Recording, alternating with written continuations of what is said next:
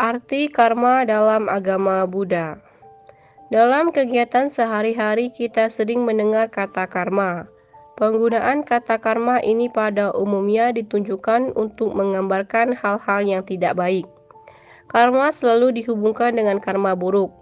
Padahal karma bukan hanya karma buruk tetapi juga ada karma baik. Selain sebagai karma buruk, konsep karma juga sering diidentikan sebagai satu-satunya penyebab kejadian. Kita menganggap setiap keadaan buruk selalu disebabkan oleh karma. Semuanya tergantung pada karma. Konsep yang demikian ini dapat berakibat menurunkan semangat juang atau semangat hidup kita. Padahal, karma bukan satu-satunya penyebab kejadian, melainkan hanya salah satunya. Masih terdapat banyak faktor yang ikut menentukan dan menyebabkan karma berbuah.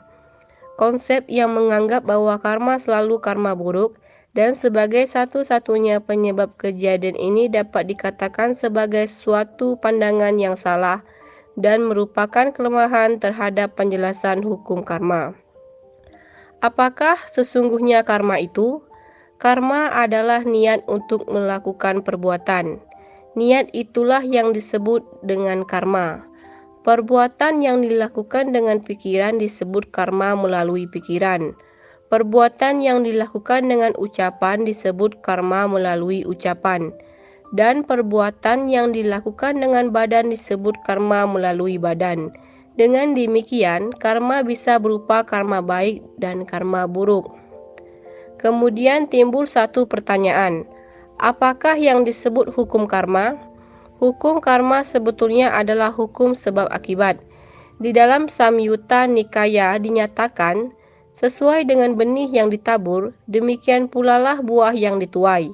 Mereka yang menanam kebajikan akan tumbuh kebahagiaan. Rumusan agama Buddha tentang sebab akibat adalah, dengan adanya ini, terjadilah itu. Dengan timbulnya ini, timbullah itu. Dengan tidak adanya ini, maka tidak ada itu. Dengan lenyapnya ini, maka lenyaplah itu. Khuddaka Nikaya Udana 40. Kalau kita melihat dengan kacamata duniawi, pernyataan Dhammapada tersebut tampak bertolak belakang dengan fenomena yang ada. Kita sering menemukan orang yang banyak melakukan kebajikan tetapi masih mengalami penderitaan, dan sebaliknya. Mengapa demikian? Apakah hukum karmanya keliru? Sebetulnya tidak keliru. Kalau hukum karma diumpamakan sebagai sebuah sawah yang mempunyai tanaman padi dan jagung, di mana tanaman padi dan jagung tersebut mempunyai usia panen yang berbeda, maka tanaman jagung tentu akan panen terlebih dahulu daripada tanaman padi. Demikian pula perbuatan baik dan buruk. Kalau kita sudah berbuat baik tetapi masih menderita, ini disebabkan karena perbuatan baik kita belum saatnya dituai atau dipanen.